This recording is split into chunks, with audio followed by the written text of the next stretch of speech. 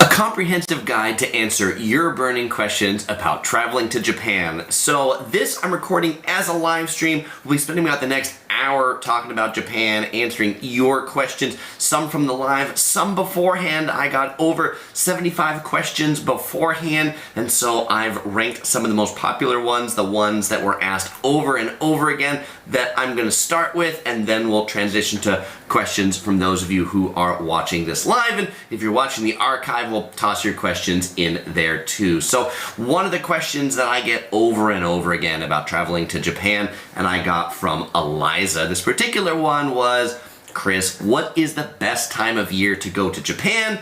And Eliza says she's going in May, and then she also wants to know when she should book. How early is too early to book? So first of all, my favorite time to go to Japan is cherry blossom season, which is generally March and April. The weather is great, it's not too rainy, and you get to see a lot of the beautiful cherry blossoms and the festivals. The con of going in cherry blossom season is, since it is the most popular, it is also the most expensive. My second most favorite time to go to Japan is in the fall, September and October. You get to see the changing of the leaves. The weather is also good, not too hot, not too cold, but it is rainier if you go in those months. And then when is the best time to book your flights, things like that? Well, if you're going in cherry blossom season, maybe 6 months out, just to make sure you actually secure some hotels.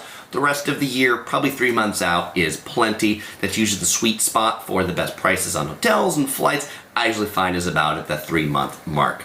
All right, Robert asks, what is the best itinerary for the first-time visitor to Japan? And so with that, I will use my trusty map of Japan here and say that the most popular route is the Diamond Route. And the Diamond Route goes from Tokyo to the Mount Fuji area down to Kyoto over here, and then sometimes goes back to Tokyo and sometimes flies out of Osaka. That's the most popular tourist route. You can do that in a week, you can do that in 2 weeks, but this is where I'm going to give you the maybe different suggestion, which I think there's so much to do in Tokyo, or there's so much to do around Kyoto, that I would recommend that you just pick one of those locations for your first trip, spend your time in one of those major regions, and assume you're going to come back again and do the next region for the other trip. So then Dave asks, Chris, I fell in love with Japan first visiting some of those popular sites, Kyoto, Osaka, Hiroshima, basically the Diamond Route. I want to go back. What are some of your suggestions for second-time visitors? Well, let's take a look at this map of Japan. Some of my recommendations for second-time visitors, if you like snow, would be to go up here to Hokkaido. This is home. The capital up there is Sapporo, where the beer comes from. But just some of Japan's best snow is in Hokkaido. They have a really neat snow festival there. If you like hot springs or onsens, then come down to the southern island down here of Kyushu. Fukuoka is the capital down there, but there's a lot of great hot spring hotels. Or if you want to visit, like sometimes they call it Little Kyoto, there's a town back over here called Kanazawa, and you can see some really neat temples over there. You can take the bullet train from Tokyo through Nagano to Kanazawa. Those are some of my recommendations on your second trip to Japan if you've already done Tokyo and Osaka. And the final major question I'm going to answer before I get into some live questions that I'll intersperse into the ones that were submitted ahead of time, and I just did these because I get asked them all the time, and I'm sure I'd get asked them in the live too, so we'll just get them out of the way, is Mr. JJA says, do I need to know Japanese to visit Japan? And the answer is no, you don't need to know Japanese to visit Japan. It certainly will help you in your travels, but if you don't know Japanese, particularly if you're sticking to the big cities, Tokyo, Kyoto, Osaka, you will be just fine getting around if English is all that you speak and understand. You'll have to certainly use some of the points to order method in restaurants, look at pictures, that sort of things. The subways, trains in those big cities are all signed in Japanese and English. Where you will need some Japanese comprehension is if you go out into the rural areas. Not everything is in English there, and so that's really going to help you. The corollary question to this is, Chris, do you recommend any translation apps? My favorite translation app I don't know where my phone went. Here is Google Translate. Google Translate works wonders. You can translate menus, you can translate back and forth if you're talking, but you do need to have a data plan if you're going to use that, and so we'll talk about data in a bit. Boston Elevators asks and says, what is the tallest hotel in Tokyo? Boy, this is going to challenge Chris's primary recall. I don't know off the top of my head, Boston Elevators, but certainly the tallest building is the Tokyo Skytree. It has a really neat observatory up on the top, but my favorite new observatory is Shibuya Sky in Shibuya. You can overlook the Shibuya Scramble right there, so that is one sure to check out. Kathy says, we will be in Tokyo in mid-March. We're traveling to Osaka. When should we buy our Shinkansen ticket, and where should we buy them from? The JR Pass will not be worth it for us. Right, so there's an embedded question in here, which is the JR Pass worth it? And so I'm going to start with that. So the JR Pass is the all-you-can-ride pass that you can buy if you're going to Japan. It comes in variants of 7 days, 14 days, 21 days. You can buy like the economy class ticket, you can buy the green card ticket, which is the fancier ticket. Obviously, the fancier class you go, or the longer you go, the more expensive the JR Pass. The JR Pass is really useful if you're going to be riding trains a lot, and by a lot, I mean you have to go more than just round trip from Tokyo to Osaka. If that's all you're doing, Tokyo to Osaka and back, or Kyoto, you're not gonna ride the train enough to really make the money back that you spent on the JR Pass. So then where do you buy your Shinkansen tickets? In every train station, in every JR station where there are Shinkansens, the bullet trains, they will have an office that you can go to buy your Shinkansen tickets. And it usually has a picture of a person in like a recliner chair, like they're reclining back like this. Go to that ticket office, that's where you should buy your Shinkansen tickets. You can buy them from vending machines, but if you're not super that familiar with how the vending machines work, go to the Shinkansen ticket office. It's a different ticket office than the regular ticket office. It'll be by the entrances to the bullet train tracks. They speak English there. What I recommend is you write down your destination and then the time you want to take the train, and then just kind of like slide that over to them and be like, I want to take this train at this time to go to this place. If you don't know the time, then just say, I want to take the train to go here on these days about these times, and then let them give you the tickets about the time that you want. The Shinkansens do sell out, not super ahead of time, but generally we will book our bullet train tickets, the first day or something like that when we arrive in Japan, so we just know we have them for the next successive days. Boston Elevators asks, how fast is the bullet train? It's fast! How fast is it? I don't know the number off the top of my head, but there are different speeds of bullet train, and so this is worthwhile to know. And another reason why you might not want to get the JR Pass is the JR Pass doesn't allow you to take the fastest bullet trains. You're just relegated to the slower bullet trains. And so a question I often get is about luggage on the Shinkansen, and there's one on this pre-submitted list, was, Chris, is there room for large luggage on the bullet train? And the answer is sorta, kinda. The luggage situation on the Shinkansen is they don't have any luggage racks, but what they do have is they have like overhead bin space, kind of like an airplane. And so generally what you could put in an overhead bin in an airplane, you can put in the overhead bin in the Shinkansen. If you have luggage that is larger than that, in the back of every car, behind the final row, there's kind of some empty space there that you can put large suitcases in. And back in the day, that was just sort of a free-for-all area. If you had big suitcases, drop them in there. Now they want you to reserve those seats at the back of the car for you to put your suitcases behind.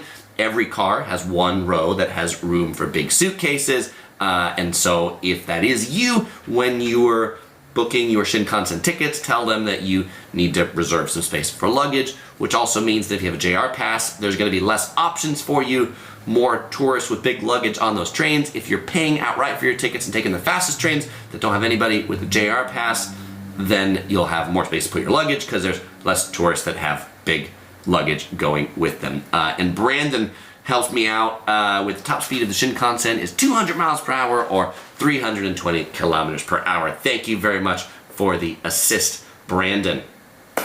Chris says, do you have any Tokyo Disneyland trips? A question that comes up over and over again is definitely about Tokyo Disneyland, and so I have 2 tips. My first tip, and by the way, I have a whole set of videos on Tokyo Disneyland and Tokyo Disney Sea. You can watch those, but at the Tokyo Disneyland Resort, there are 2 theme parks, Tokyo Disneyland and Tokyo Disney Sea. If you can only go to one, go to Tokyo Disney Sea, because Tokyo Disney Sea is the unique park to Tokyo. You won't find a park like it anywhere else in the world. That park was originally going to be built in California in Long Beach. It was never built there. Instead, it was built in Japan, and so they built a replica of the Queen Mary, this cruise ship that is in Long Beach, for this one in Tokyo. And if you want to go to 2, then, you know, it's probably worth 2 days. 1 day for Tokyo Disney Sea and 1 day for Tokyo Disneyland. That's the order I would do them in. And so there you go. Those are my tips for Tokyo Disneyland. And Kathy points out that the JR Pass's prices just went up last year. Indeed, they did. They are about 70% more expensive than they used to be, which makes them less useful. Like before, it was kind of like, yeah, if you're going Tokyo to Kyoto, do it. Get your Shinkansen, get your JR Pass, but now 70% more, it's not as much brainer. Terry says, what is the best airport to fly into Tokyo? Do I just go with the cheapest to fly into? It depends whether how valuable your money is to you versus how valuable your time is to you. There are 2 major airports in Tokyo. There is Tokyo Narita, abbreviated NRT, and Tokyo Haneda, abbreviated HND. Tokyo Narita is the major international airport. It is farther out from the city. It's about an hour and a half train ride to come into the city. If you stay in Haneda, it is more to the south of Tokyo, closer to the city center, maybe 30 minutes from Haneda into the city center. I personally like to fly into Haneda because it is closer to stuff, but you will find more flights that fly into Narita. So there you go. Nestor says, is a trip to Japan super expensive? I don't think a trip to Japan is super expensive. And a question that I got earlier was from, by the way, I'm going to answer your question, Nestor, but I want to connect it to this question. Mo CRG asked, people say food is expensive in Japan, but I don't think so. In fact, ramen is cheaper than in the US, and train lunches are much cheaper and better than fast food in the US. What else have you found to be better or cheaper in Japan? And so Japan has a reputation of being super expensive because you'll hear on the news about the $100 watermelons. And yes, Japan has $100 watermelons and $300 person sushi, but that's not the typical Japanese travel experience for the typical person that goes there. So I actually think reasonable food, like average food, can be really quite inexpensive. I find hotels, like you can get better hotels in Tokyo for the same amount of money than you can in most major capitals. I'm talking about Paris or New York City, like, the Park Hyatt, while it's expensive in Tokyo, if I compare it to the Park Hyatt in New York City, the one in New York City might be is twice the price of the one in Tokyo. So I don't think Japan's reputation of being expensive is worthwhile. Kathy says, hey, we arrived in Tokyo by cruise ship. What is the best way to get to our hotel at Disney? Is Uber plentiful? So I've never taken a cruise into Tokyo, so my math of like what the transport options are at the cruise terminal are limited. Uber doesn't exist in Tokyo, so taxis, there are some like ride-hailing apps you can get, but they all just call it taxi. There's no Uber, there's no Lyft, there's no like personal rideshare like that. That being said, their taxis are amazing, and so I'm sure the easiest way to get from your cruise terminal to Tokyo Disney is to take a taxi. Just know it's going to be expensive, and there are times when I've taken taxis from, I won't take it from Narita Airport into the city center because it's crazy expensive, but I will take it from Haneda into the city center because, you know what, sometimes $75 for 2 or 3 people with a lot of luggage, might make sense as opposed to lugging it all and taking 2 or 3 connections through the subway. Brooklyn Joe says, are the Wagyu steaks cheaper there? Wagyu being the high-end premium Japanese beef, and the answer is like sort of. There are lots of different levels of Wagyu, and so like the premium level, not really cheaper over there in Japan, pretty expensive over there in Japan, but I think that the Wagyu in Japan actually like tastes better. You know, I feel like when they call things like American Wagyu, or there's all these like burger places now here in the US that advertise Wagyu, and you're like, this is nothing like what they serve in Japan, because while it's the same breed of cows, they're not fed the same way, they're not treated the same way, they don't have the same marbling on the beef, but while you're in Japan, if you like beef, definitely make sure you go someplace to get yourself some A5 Wagyu, the top grade. You're generally not going to get it as a big steak, you're generally going to get it as like small little pieces that you eat, because otherwise it's just way too expensive. Art points out and says, some of the best ways to get delicious and cheap steak are the stand-up steak restaurants. In fact, there are restaurants in Japan that serve steak that have no chairs or stools. You just stand up and eat them at the bar. One of them is called Itinerary Steak, owned by the same chain that owns Pepper Lunch. The Wu-Tang Life says the hotels are Western prices compared to the rest of Asia. To budget, you may have to stay at a capsule hotel, but the good ones book up fast. I guess that's like, compared to Bangkok, Tokyo hotels are expensive. But compared to New York City or Paris, Tokyo hotels are cheap. So yes, I agree. Kathy says, what do you think are the top 3 places to visit in Tokyo and Osaka, not including Shibuya Sky? Okay, so in another question I got that I'm going to connect this to, so the Champ knows I answered their question. Champ says, what are the top 5 free things to do in Tokyo? So we'll start with Tokyo. There's Shibuya Sky, but then there's also the Shibuya Scramble crossing down below. Just like go take a picture and all the madness that is the crossing down there. I think it's also really neat to visit Harajuku, which is the neighborhood in Tokyo that's famous for all of the cosplayers. It's best to go there on a Saturday or Sunday, walk down this main pedestrian street, get yourself some crepes while you're there. The Sensoji Temple, which is one of the major historic temples in Tokyo. That's what I took the thumbnail picture of this video. We were at Sensoji Temple. It's cool to walk around Shinjuku, the biggest nightlife district in Tokyo is Kabuki-cho in Shinjuku. Definitely avoid the people. You don't have to avoid the people, but avoid the invitations of people on the street who are inviting you to bars and things like that. Those are usually where the scams happen, when people have to tell you like, come with me, come with me. But it's interesting just to walk around there and see the liveliness. And it's also cool in Tokyo to see Akihabara, which is like the home of manga and anime culture. Also, my favorite electronics store, Yodobashi Camera. And you may not be into electronics, but just going into this electronics store, it's like a gazillion floors of electronics, and just walk through the ground floor. It feels like you're going like a carnival, and people are yelling at you to like play the balloon or win the bear, except they're yelling at you to like buy electronics. It's an interesting thing. In Osaka, visit Osaka Castle.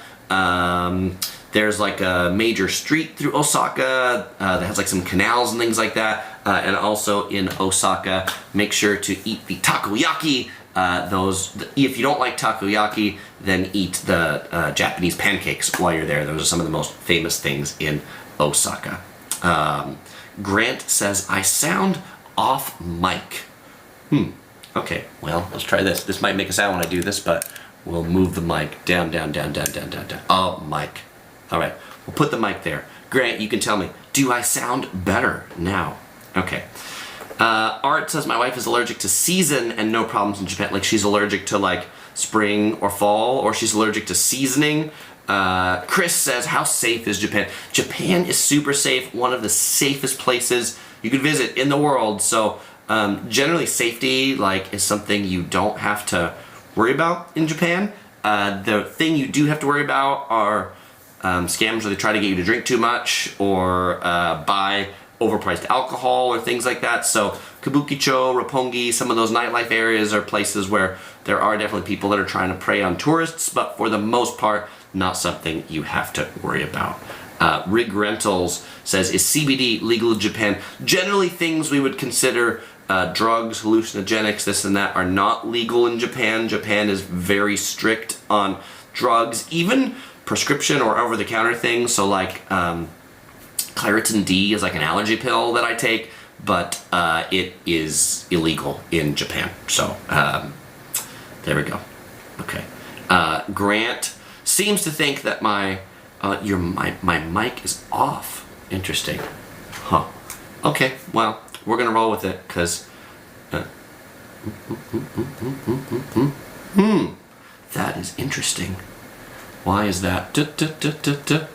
Where's my microphone coming from? All right, well, we're gonna roll with the audio today, and I will figure out why this thing is apparently not on. Okay, I sound a little thin tonight. Yeah, this is the audio from the computer microphone, and why on earth it didn't pick up the audio from the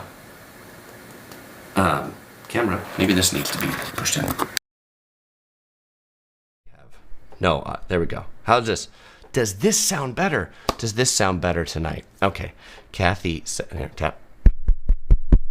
No, that didn't do much of anything. All right, well, it probably won't do anything while I'm recording, and I have to restart it, and I'm not going to do that for the live stream. So if you're watching the archive, well, bear with me on my audio problems, because those are the joys of live streams. All right, Danielle says, are there tours of the royal palaces in Japan like there are in the European capitals? Not really the same way. So the Imperial Palace in Tokyo, they don't do tours of. Many of the palaces were like destroyed in the wars, but in some of the old, like in Kyoto, like the temples and things like that are cool to take, but they generally don't do tours the same way that they do in Europe. Much more like just kind of like go in and walk through, and I would say a self-guided tour experience. All right, okay. Lots of people say that sounds better, so good. I am glad to hear. All right. Jean says, would you recommend flying into Sapporo or taking the train from Tokyo during winter? Worry about interruptions. Jean, I would fly. Like, if your flight goes Tokyo to Sapporo, I would just fly. Tokyo to Sapporo is the #1 short haul aviation route in the world. There's like a 747 that flies that route like every single hour. So I think they've got their kind of like plane operations down to a science. It is also a long haul on the train. It is not a short train ride from Tokyo to Sapporo, so I would fly. And Esther says Kyoto has a palace you can tour. All right, thank you for that suggestion, Esther. Is it like a guided tour or like a tour you just walk around? And I guess when I think of European castle tours, I generally think of somebody like taking you on a guided tour, telling you about the castle, and I generally seem to find less of those guided tour things in Japan. Jedi Knight says, we're trying to catch the cherry blossoms before March 26th in Tokyo. Are there spots that bloom earlier than the rest? For sure, there's tons of spots that bloom earlier than the rest. The warmer it is, the earlier it blooms. If you just kind of like Google like Japan cherry blossom report or Tokyo cherry blossom report, you will find all these things where they report this thing is blooming, this thing's not blooming, peak bloom, this bloom. You'll just need to do that when you're closer and when you're there, and then find the spot that is warmer than others and has more blooms and go there. And Esther says, yes, the Kyoto tour is guided. All right, very cool. Thank you for that.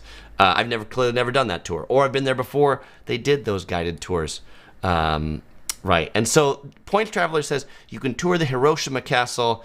Art says the Hiroshima Castle is a reproduction. Something also to know about the many of the castles and palaces in Japan, since many of them were destroyed. Many of the ones that you can tour today are actually reproductions of the original ones.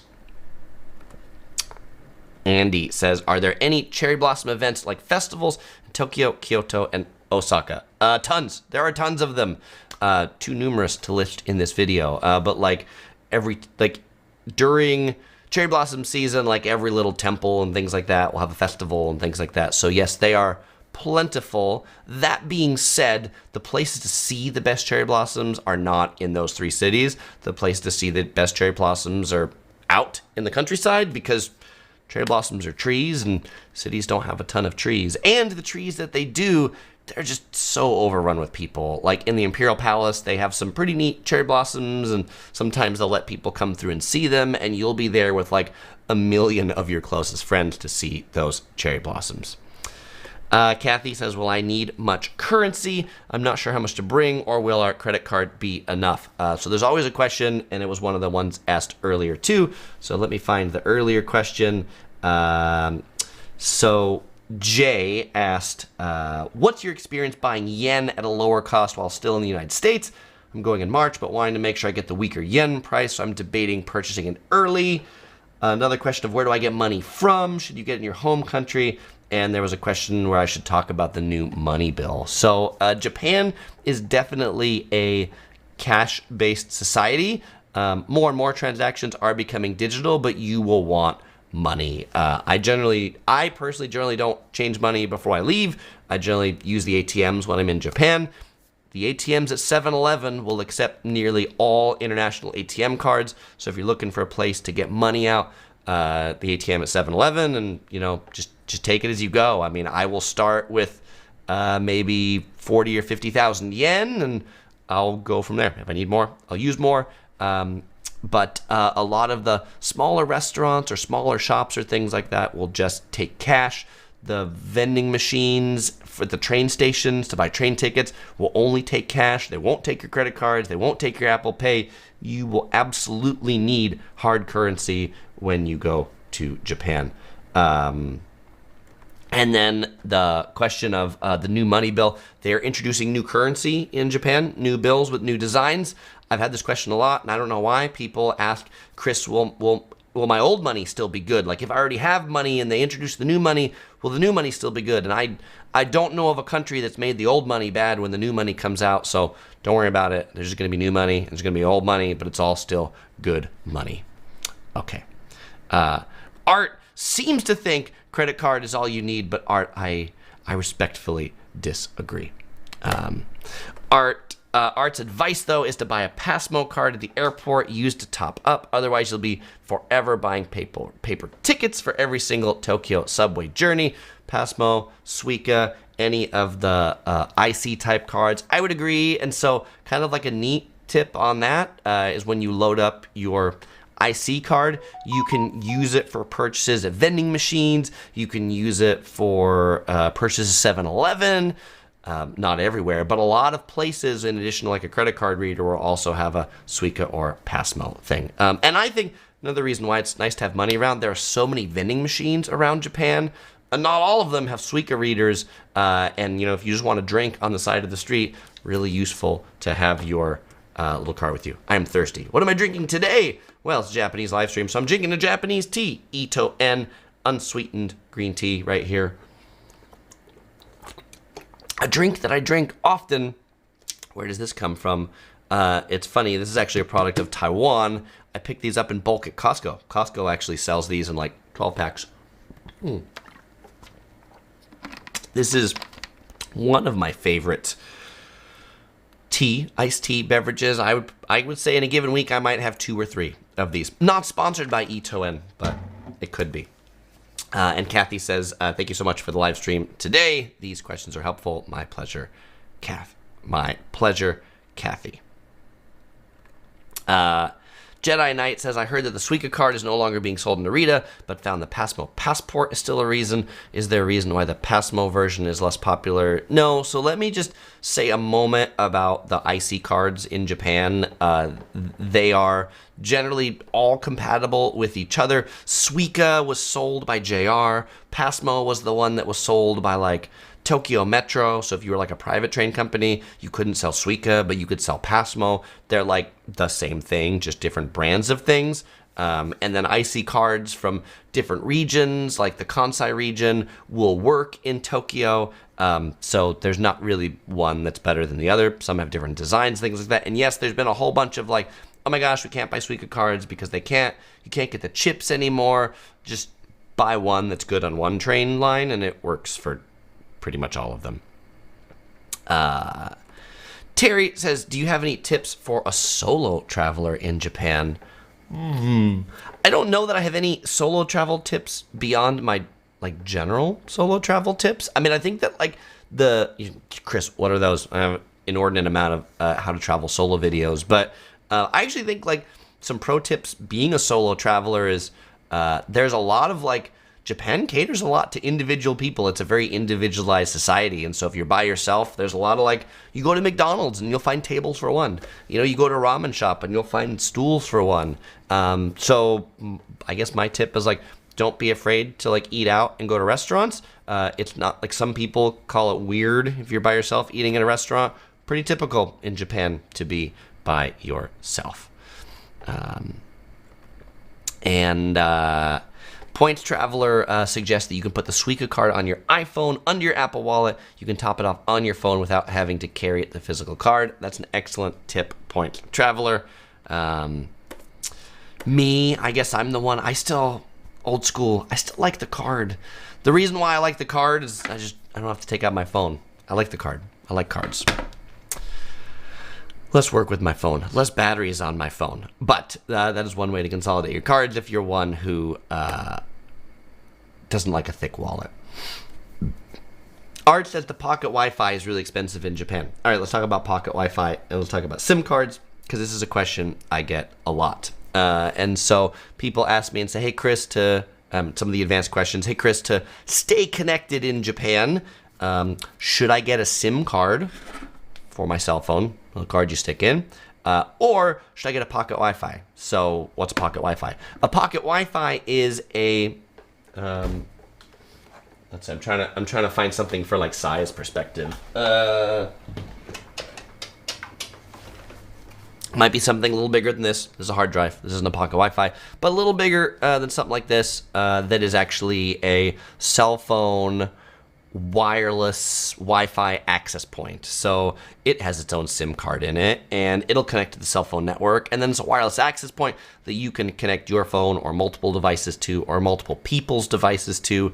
If you're traveling by yourself, get a SIM card. If you're traveling with other people, get a pocket Wi-Fi. I don't find them that expensive. I mean, I used Ninja Wi-Fi, something like that. It was like $5 a day or something like that. I don't know. Is that too much? You know, like if you call up Verizon or T-Mobile and say like, give me an international plan, it'll probably be more. That being said, I have T-Mobile, and on T-Mobile, I get like international, like unlimited international, but limited to 256 kilobytes. We still got the pocket Wi-Fi so that we could have high-speed data. The other thing that's sort of useful with the pocket Wi-Fi is Japan, in some areas, does use bands that, like RF bands that like not all world phones serve. And so you might find yourself getting better service with a pocket Wi-Fi than you do with just a Japanese SIM card in your phone. And Art asks, is this a yellow phone? This is a yellow phone. This is the new Samsung Galaxy S24 Ultra, hot off the shelves. I've had it for all of 4 days, and yes, it comes in yellow. So yes, that is what is now in my pocket. And Point Traveler says pocket Wi-Fi is the cheapest way to use multiple devices in Japan. We went for a week and it was only $80. Yeah, and the way the pocket Wi-Fi works is there's all these, the pocket Wi-Fi vendors or companies, they're all just in the airport. They're in Narita or they're in Haneda. They have a counter. When you arrive, you bring your printout and your passport. You go to the counter. I've found every time I picked it up, like I never have to wait in line for more than 5 minutes. They give you the device. It takes like 2 minutes to set up, and then you just drop it in a box on your way back to the airport. They've really made it an easy service to use. And so there's some where like you can have them deliver at your house or things like that before. I wouldn't worry about it. Just pick it up when you get there. Make sure the company that you ordered from does legitimately operate in the airport that you're arriving into. But all the big ones generally operate in all the big airports. Ario says, how do we cope with the language barrier? Should we learn Japanese first to get there?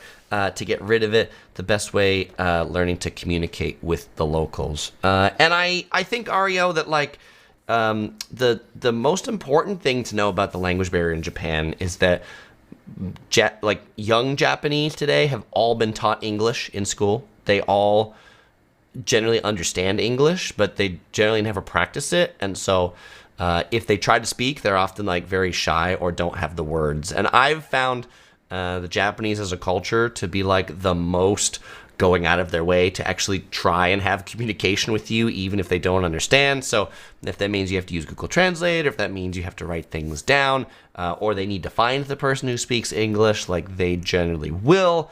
But then this is where I think if English is your native language, speak slowly, speak clearly, and then give them time to respond. That's my suggestion. All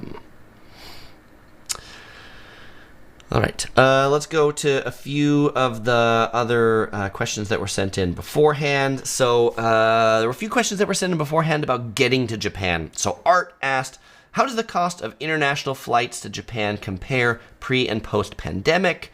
Any evidence that the flight cost will start reducing as more tourists want to visit Japan due to the cheaper yen? So currently, like this month, and I'm just going to use LAX as a reference airport. Happens that I live next to it, but I think it's a valuable reference airport because LAX has some of the most flights to Japan. So flights from LAX to Japan currently in February of 2024, when I'm recording this video, are around $800. And before COVID, they were maybe like $600. So right now, they're a little bit more than they were before COVID.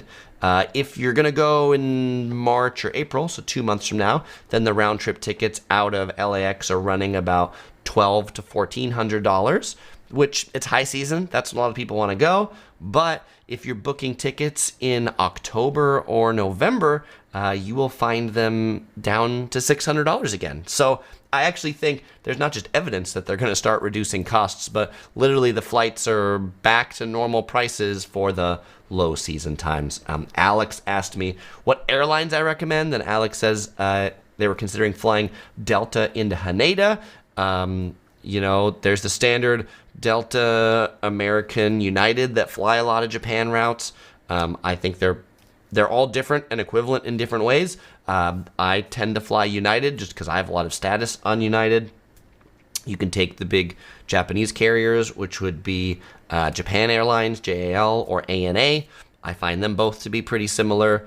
There's a new discount airline called Zip Air. So if you're looking for some cheaper tickets, you might want to look into Zip Air.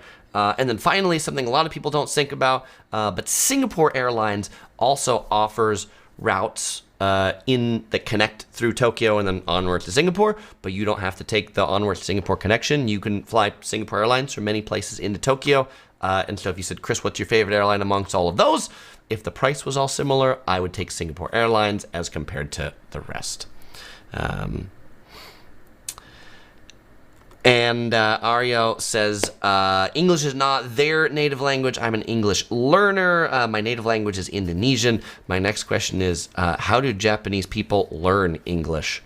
In school, they learn English. I guess actually Japan has a big foreign teaching program where they, bring in English speakers from the USA, from Canada, from the UK to teach English so that the Japanese are not learning English from people that have learned, 17th hand English, but they're learning it from people that learn it from the source. They just don't have a lot of opportunity to practice English.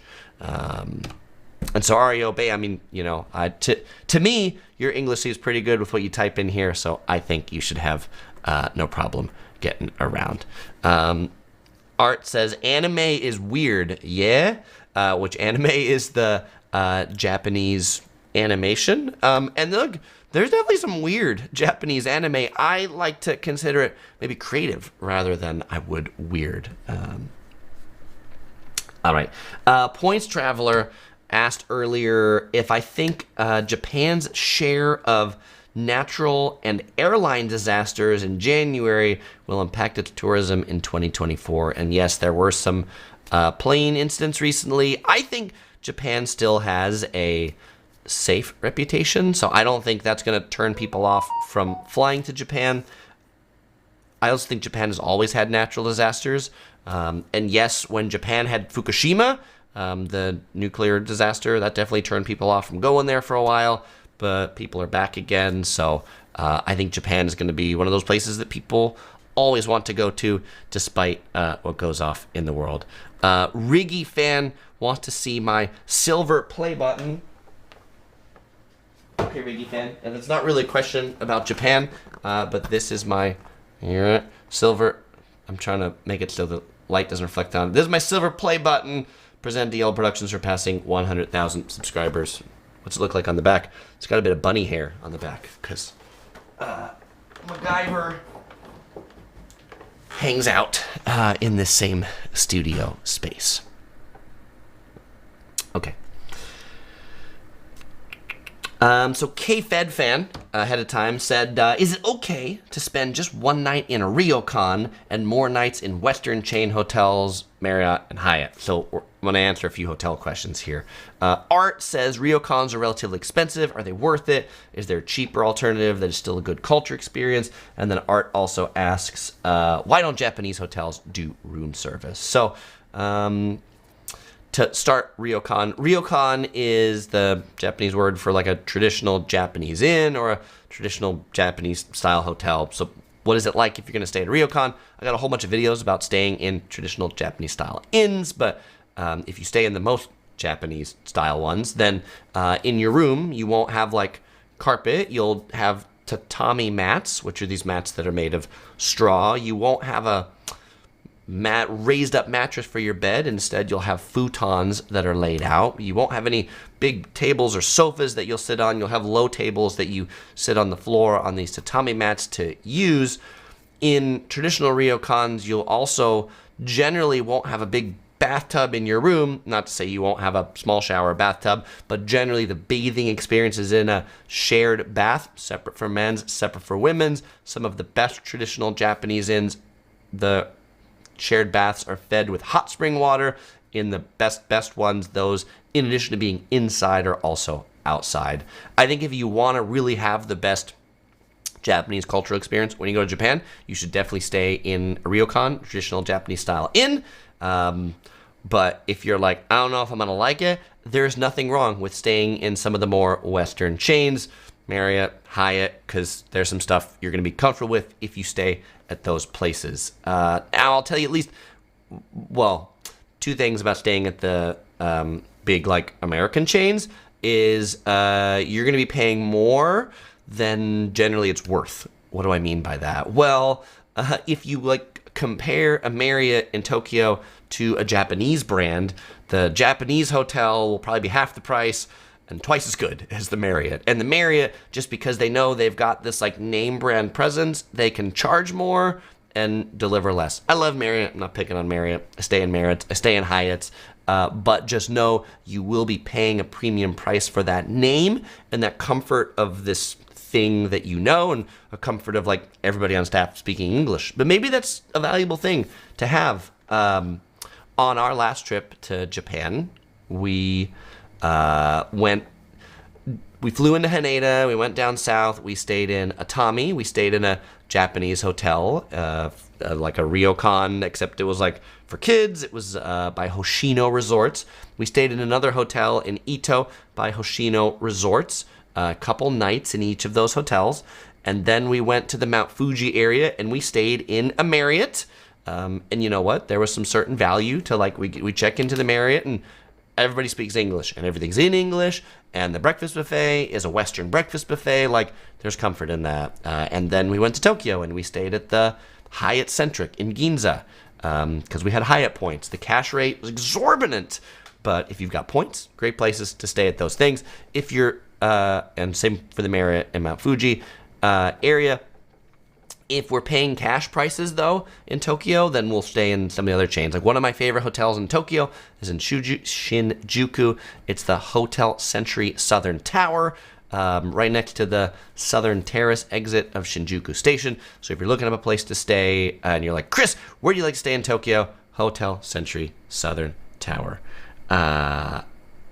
Eloise, thank you so much for your support in the chat. I love your little, is that like a fox super sticker? Something like that? Thank you kindly. Okay.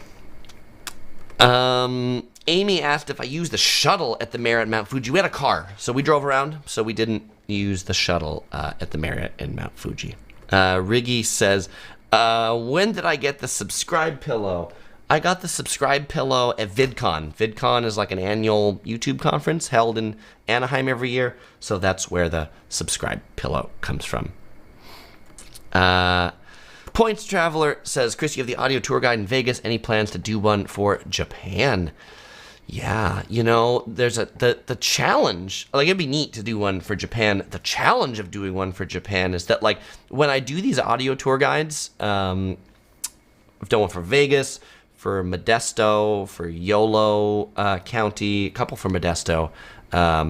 It's not just me voicing it, but, like, in order to get the driving routes, there are, like, other people that go and travel and drive it to make sure it makes sense. And there's other people that also, like, go and research the stories. And so there's actually like a team that I work with to do those audio tours, which makes the Japan ones really expensive to bring all those people there. I would love to, but at this point we haven't figured out the financing to do one of those. But thank you for asking. You know, I'll keep in mind and see if something like that makes sense. For California and Vegas, it was easy for those of us based in Southern California to just go to those places. Brent Time says, have I used the luggage transport services often? How easy do you find it to be? And by the way, Brent, if you asked it earlier and I didn't see it, there's nothing wrong with asking. And again, that's how these live streams work is, you know, by the time I can't read all the comments all the time. And so go ahead and ask again. I won't find it annoying or off-putting. So, have I used the luggage transport services? They are fantastic. We love the luggage transport services. They are easy to use, particularly if you're doing it at the airport. So, that's generally how we do it. So, like, if we are going in and we got like a bunch of stuff, and maybe we're going to like a hot weather place and a cold weather place or something like that, we'll land, say at Tokyo Narita or Haneda, and we'll go to the luggage transport thing, and we'll be like, these 3 suitcases, can you please deliver to this hotel in a week? Because they're all our cold weather clothes, and that's when we're going to be in Hokkaido. And then in a week, we get to the hotel, and our suitcases show up. It's great. You could do the inverse. Leaving hotels, you can use the luggage shipping services to like get them back to the airport or things like that, but we generally tend to use them on arrival. Great, inexpensive, so I highly recommend them. And at all the big airports, these luggage shipping services have counters, legitimate places of presence to like ship those things. Jake, thank you very much for your support. Jake says doing Hakodate and Sendai. As I I'm trying to figure out the late May. If so, tips. Sendai, you know, like, and so this is like, I would say each of those places, if you haven't seen it for Sendai, actually, I just put out a hotel review. We stayed at the JR Metropolitan Hotel in the Sendai train station. Pretty cool place. I don't think I have any immediate Hakodate tips for you, but you know what, Jake, I'll noodle that. And if I have more, I'll drop them in the comments. TP92128 says, Chris, what do you see as the major impediment to a first-time traveler to Japan? I think most people just like think it's going to be an entirely confusing experience, that they won't be able to get around, that they won't be able to talk to people, that they won't find any food that they're like. And I think those things they're just not true. There's certainly the perception. You know, I think like getting around the train stations, like the subway, if you're standing there and trying to look at the subway map, boy, that's super complicated and that's super hard. So what I would recommend is, and I guess this goes to like, Japan can be a hard place to navigate if you don't have Google Maps helping you get around. If you're just trying to stand out on the street and try to figure out how to go from like this part of Japan to this part of Japan, really hard. So In this day and age, you do absolutely want to be connected, whether that's a SIM card or a pocket Wi-Fi, because you'll want to say, hey, how do I get from here to there? And with the assistance of Google Maps or things like that, then it's so much easier. Art says, Japan is like a warm hug for a traveler. It sure is. And Points Traveler says, Google Maps changed their travel experience. It does. I have all these great stories about OC Girl and I in the early 2000s getting lost while traveling in Japan, like lost. Like I have no idea where we are. I have no idea where we are on the map. I have no idea where the train station is. I don't know which way is north or south or any of those things. And now that just never happens, because now you always know where you are, and you don't really have to be lost, because you can always wayfind yourself to some major place. Ibo says, don't use Apple Maps. Google Maps is the best. I have stock in neither, but I'm definitely a Google Maps user. Art says he doesn't like to stay in ryokans because they have a lot of rules. I'm a travel maverick, not for me. I'd say the really traditional Japanese style inns do have a lot of rules, but Hoshino Resorts, for example, is a pretty big, it's like the Marriott of Japan. And I feel like their ryokan type hotels don't have a ton of rules to go with them.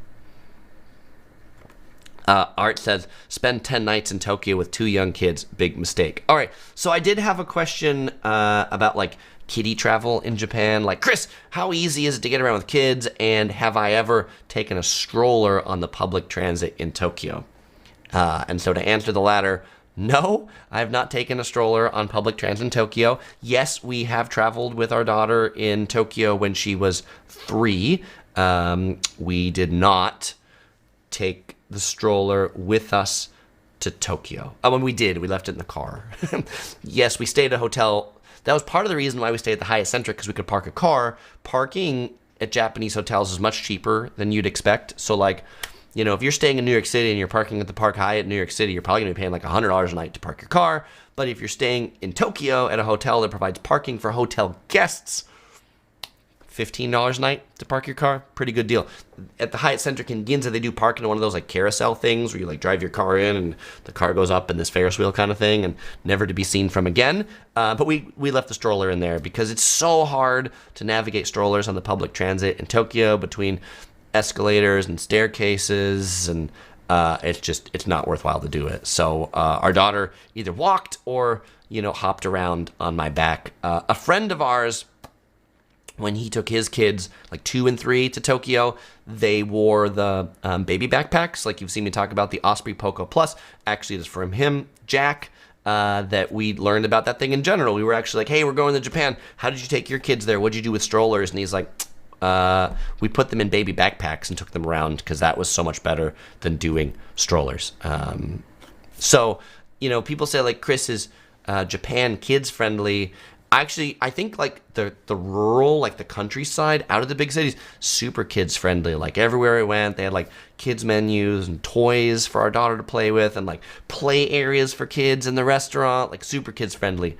You go to big cities, not as much, just like New York City, not that kids friendly. It's not that they don't like kids in Tokyo, but just big cities aren't super set up for strollers and things like that. Yes, and Forever 808 says you can eat at chain restaurants like Ringer Hut and Caesarea and even Denny's. Yes, we ate at Royal Host, which is one of these a Japanese Western diner, and they're so much better than their American counterparts. Andy says, how can we find family-friendly local and seasonal events in major cities in Japan before arriving? Thanks, Andy. I would just Google festivals in cities, and I feel pretty much every festival is kids-friendly in Japan. They're not death metal festivals, or they're not Coachella or things like that. Most festivals are set up in Japan for family to bring the kids and eat and some traditional music or things like that. So festivals, matsuri is another word you might look up, Matsuri. Those are some of your Google words. Art also suggests Time Out Tokyo. Kathy says, have you ever been to Nagoya? We have a port stop there and not sure what to see and do. We did a day trip to Nagoya from Tokyo. Actually, my mom and I went to Nagoya. Nagoya Castle is what we visited while we were in Nagoya. So I actually have a video on the Nagoya Castle if you want to check that out. Nagoya is also home to Toyota. So you can like tour the like Toyota factory. Another thing to do. I haven't done that, but if I were to spend more time in Nagoya, that's probably the next thing I would do, would go to see some of the Toyota stuff. Ario says, have you ever heard about the baby crying contest? Yes, Ario, you asked that earlier, but thanks for asking us here. I have definitely heard of the baby crying contests. I think Japan definitely has some interesting cultural traditions, and I think that like it is things like that that makes Japan so unique and interesting to travel to, because there's a lot of things that they do in Japan that just like nobody else does. I don't know, would we put our baby in a baby crying competition? I don't know, would we go watch a baby crying competition? It sounds interesting. I'm sure it's all done with good fun. Some of these like festivals where they like some of these fire festivals where they're like, you know, these dudes wearing like underwear that looks like diapers, or, you know, big men's diapers, crawling up these things and setting them on fire. And like sumo wrestling is a whole nother interesting cultural thing where like I never appreciated the loud sound of these two huge bellies coming together until I've seen a Japanese sumo tournament.